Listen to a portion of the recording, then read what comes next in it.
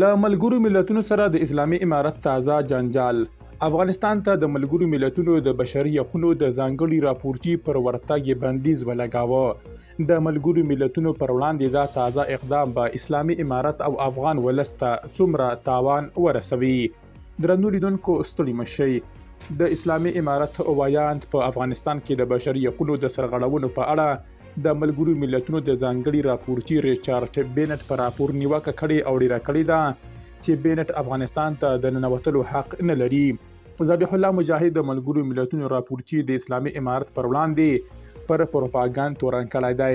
مجاهد یادونه کړې ده چې ریچارډ بینټ به کوچنۍ ستونزې لویولي او نورو ټولنو ته یې ناسم معلومات ورکول. د اسلامي امارت وایاند ډیروي ښاغلی بینټ افغانستان ته له ننوتلو څخه منع شوی دی.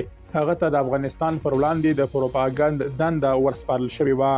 هغه داسې څوک نه دی چې موږ پرې باور وکړو. د ملګرو ملتونو د بشري حقوقو شورا ته په څو راپورونو کې ریچارډ بینټ اسلامي امارت په افغانستان کې د ښځو، مدني ټولنو غړو، رسنیو، پخوانیو پوځي کسانو او توکمیزو او مذهبي لږکیو پر وړاندې د تاوتریخوالي په ګډون په پراخه کچه د بشري حقوقو په سرغړونو تورن کړی دی.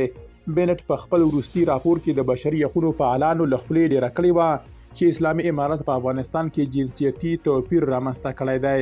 نوموړي دغه راز د جرمونو په نړیواله محکمه هاګ کې د بشري حقوقو په سرغړونو کې د اسلامي امارت د ښکېلو چارواکو د محاکمې غوښتنه کړې وه. د اسلامي امارت وایاند دغه اونۍ دوچې ویلې ته ویلي دي چې د یوناما په ګډون نړیوالې ټولنې د افغانستان پر بډ پروپاګاندا کوي. هغه ویلي دي چې دغه ټولنې د اسلامي امارت د واکمنۍ ښه اړخونه له پامه غورځوي او یوازې ناسم ټکي راپور کوي. دغه ټولنې د تبلیغاتو لپاره جوړې شوې دي. درنو لیدونکو له ملتیا مو مننه.